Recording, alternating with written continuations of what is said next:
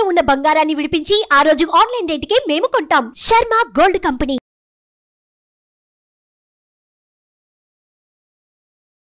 నమస్కారం, welcome to Suman TV. నేను గీతాంజలి. ప్రస్తుతం మనతో పాటు ప్రముఖ ఆధ్యాత్మికవేత్త డాక్టర్ రాజన్ వై నంబూద్రి గురువు గారు ఉన్నారు. వారితో మాట్లాడదాం. గురుగారు నమస్కారం అండి. నమస్కారం. జూలై 21 ఆదివారం గురు పౌర్ణిమ, అవునండి, వ్యాస పౌర్ణిమ అంటారు. ఆ రోజు విశిష్టత తెలియచేయండి. అసలు ఇంట్లో ఉన్న వాళ్లే కావచ్చు, సాధారణంగా మేము ఎటువంటి నియమాలు ఆ రోజు ఆచరించాలి, ఏ దైవాన్ని పూజించాలి, ఎలా అసలు ఉండాలి, ఈ నియమాల గురించి వివరించండి. తప్పకుండా. ముందుగా శ్రీ మహాగణపతి దేవతభ్య నమః. చూసే వీక్షబంధులకి నమస్కారం. గురు పౌర్ణమి రోజున అందరు కూడా చూసే వీక్షబంధులకి అందరికీ శుభాకాంక్షలు. ఇది గురు పౌర్ణమి ఏమిటి அப்படின்னா, ఎవరైనా కూడా ఉపన్యాసం తీసుకుని ఉంటారు, మంత్రము ఆ గురువు దగ్గర తీసుకొని ఉంటారు కదా. ఆ గురు పరంపర వచ్చే వాళ్ళకి గురు పౌర్ణమి రోజున ఒక వాళ్ళకి మనం పూజ చేయటం, పాద పూజ చేయటం, వాళ్ళకి పుష్పాంజలి చేయటం, ఇంకా తర్వాత బిల్వపత్రితో పూజించటం, ఇవన్నీ కూడా ఒక ఆచార ప్రకారంగా వచ్చేది. గురు పౌర్ణమి అనేది వ్యాస పూర్ణిమ అంటారు. అంటే వ్యాసుడు ఆ రోజే మహాభారతాన్ని లిఖించారని, ఆ రోజే పౌర్ణమి రోజు వరకు, అంటే ఎప్పుడైతే కూడా మళ్ళా వచ్చే పౌర్ణమి వరకు పూర్తి చేసి ఇవ్వటం కానీ చేయటం కానీ చేశారు. కానీ వ్యాస పూర్ణిమ రోజు వ్యాసుడికి చక్కగా బ్రహ్మాండమైనటువంటి ఒక పూజ చేసి, ఆయన ఒక అష్టోత్తరం కానీ, ఆయన ఒక శ్లోకాలు కానీ, ఆయనతో అభిషేకాలు అవన్నీ కార్యక్రమాలని చేస్తారు. అదే విధానంగా దత్తాపీఠం పరంపర అని ఒకటి ఉంటుందండి. దత్తాత్రేయ ఒక పరంపర పీఠ వాళ్ళు కూడాను స్వామి వారికి ఎంతో మంది అవధూతలు. ఆ అవధూతలు ఎలా అంటే దేన్ని కూడా ఏది ఆశించారు వాళ్ళు. నాకు ధనము కావాలి, ఐశ్వర్యం కావాలి, అది కావాలి, ఇది కావాలి, ఈ దేనిపైన కూడా వాళ్ళకు వ్యాహం అన్నది ఉండదు.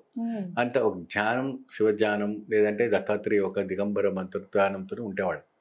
దత్త పరంపరలో కూడా ఈ యొక్క గురు పౌర్ణమి రోజున అక్కడ ఉన్నటువంటి సాధువులు కావచ్చు, అక్కడ ఉన్నటువంటి మహాత్పతికలు కావచ్చు, గాంగాపూర్లో, తర్వాత మీరు కొల్హాపూర్లో ఉన్నటువంటి దత్తాపీఠాలు కానీ, ఇప్పుడు ఎన్నో ఉన్న క్షేత్రాల్లో విశేషమైనటువంటి ఒక కైంకర్యం ఆ రోజున చేస్తారు స్వామివారికి అండి.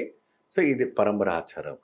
ఈ రకంగా చేసి అద్భుతమైనటువంటి ఫలితం లభిస్తుంది. అంటే కొద్దిగా చర్చనీయంగా వారికి చేయకూడదు, వీరికి చేయకూడదు, వీరికి వారికి అన్నట్టుగా చెప్పడం జరుగుతుంది. కానీ ఏది ఏమైనప్పటికి కూడా ఇక్కడ మనకు వ్యాస పూర్ణిమ అనేది పరిపూర్ణం అనేది జరగబడుతుంది. సో ఇప్పుడు ఏంటంటే మనం ఇంట్లో ఆ చిత్రపటం ఏమైనా వ్యాస పూర్ణిమ పటం ఉందనుకోండి, ఇంట్లో చక్కగా పెట్టి ఆ ఒక గురు బ్రహ్మ, గురు విష్ణు, గురు దేవో మహేశ్వర, గురు సాక్షా పరబ్రహ్మ తస్మై గురువే నమః అని చెప్పేసి స్వామివారి చెప్పిన తర్వాత ఏదైనా ఆ వ్యాసుని ఒక చరిత్ర, గురు చరిత్ర పారాయణం ఉంటుంది. అది చక్కగా చదివినా, లేకపోతే యూట్యూబ్లో వాళ్ళు రాకపోయినా కూడా యూట్యూబ్లో పెట్టినా కూడా మనకు చేసుకోవచ్చు. ఎప్పుడైతే కూడాను వ్యాసాయ విష్ణు రూపాయ వ్యాసాయ అంటారు. అంటే విష్ణువే స్వయంగా వ్యాస రూపంగా వచ్చాడు కాబట్టి మనకి ఇతిహాస పురాణాలు జరుగుతుంది. మీరు ఎప్పుడైనా కూడా బద్రీనాథ్లో వెళ్ళిన తర్వాత ఫస్ట్ విలేజ్ మానగావ్ అని వస్తుంది. ఆ మానగావ్లో ఏంటంటే చుట్టూ మీకు అన్ని యాపిల్స్ చెట్లు కనపడతాయి. ఏమండి, ఎక్కడ చూసినా అదే కానీ చిన్న చిన్న ఇళ్ళు, అక్కడ మనుషులు తెల్లగా ముద్దగా, ఆ ప్రాంతం, ఆ వాతావరణం అంతా కూడా కల్ముషం లేనిది. అక్కడ మనుషులు కూడా కల్ముషం లేనివంటి మనుషులు. మేము లాస్ట్ 2 years బ్యాక్ వెళ్ళాము మానగావ్లో. అక్కడికి వెళ్ళిన తర్వాత అంతర్జానిలో వెళ్తున్నటువంటి సరస్వతి దేవి ఒక నది అక్కడ కనబడుతూ ఉంటుంది. భీమ్శీల అని ఉంటుంది. అక్కడ వ్యాసుని యొక్క మహర్షిది గుఫ, మరి ఇటు కొద్దిగా ముందు భాగంలో వినాయకుని యొక్క గుఫ.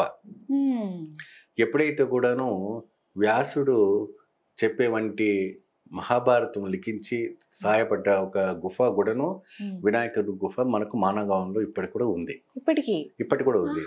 మీరు ఎప్పుడైనా కూడా మీరు బద్రీధామ్కి వెళ్ళినప్పుడు వ్యాసుడు గుఫకి అని వినాయక గుహానికి వెళ్ళి చూడండి, చాలా చక్కగా ఉంటుంది. అద్భుతమైన వైబ్రేషన్స్ తో మనకి కనపడుతుంది. వేలాది మన హిందూ సనాతన ధర్మ భక్తులందరూ కూడా చార్ధామ్ యాత్ర చేసుకొని చక్కగా అక్కడికి వెళ్ళి దర్శనం చేసుకుంటారు. అద్భుతమైన ఫలితాల్లో చేరుకుంటారు.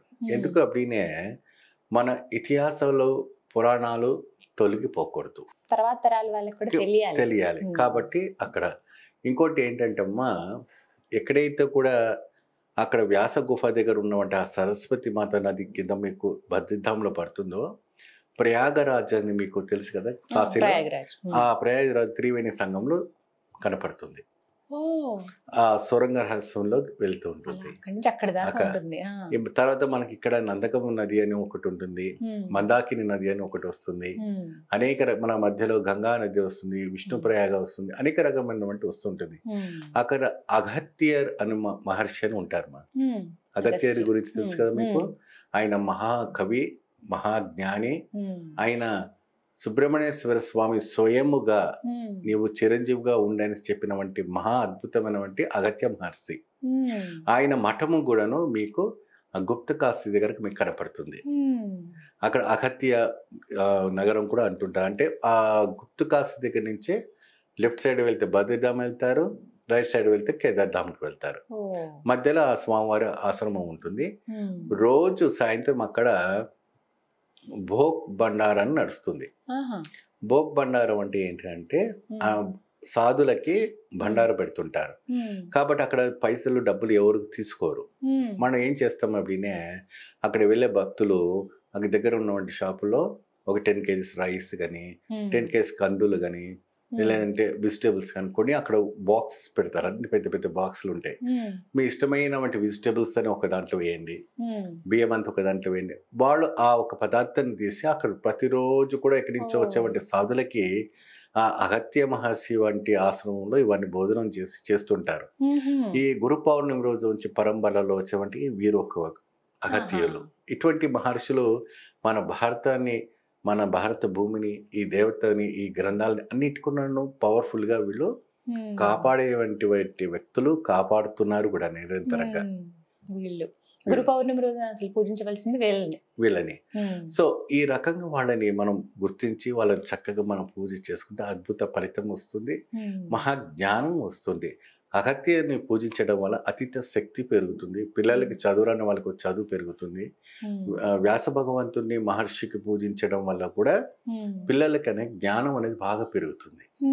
సో సాధారణంగా మనం ఆ రోజు పెట్టేవంటి పౌర్ణమి రోజున ప్రసాదం అది తేనె కన్ని లేదంటే ఇంకేదైనా పదార్థం పెడుతూ ఉంటాం మనం స్వామివారికి. గురువుకి ఏం పెడతామో అది పెట్టినప్పుడు స్వామివారికి ఆ పిల్లలకి తినిపిస్తే అద్భుతమైన ఫలితం లభిస్తుంది. తర్వాత ఏం చేస్తారంటే టీచర్స్కి, పిల్లలు చదివే టీచర్స్ ఉంటారు కదమ్మా, వాళ్ళకు కూడా ఆ రోజు గురు పౌర్ణమి కాబట్టి వారు కూడా గురుతో సమానం కాబట్టి వాళ్ళకు సమీభావనతోని వాళ్ళకి మీరు చేయవలసినటువంటి ఏదైనా కైంగర్యం ఉంటే కాలేజీలో కానీ స్కూల్స్లో కానీ వాళ్ళకు కూడా సన్మానం చేస్తే చాలా అద్భుతమైనటువంటి ఫలితం లభిస్తుంది. ఈ విధంగా గురు పౌర్ణమి రోజున ఆచరించాలి. చక్కగా వివరించారు గురుగారు. నమస్కారం అండి. నమస్కారం. సుమన్ టీవీలో మీ పర్సనల్ అండ్ బిజినెస్ ప్రమోషన్స్ కోసం కింది నెంబర్కి కాంటాక్ట్ చేయండి.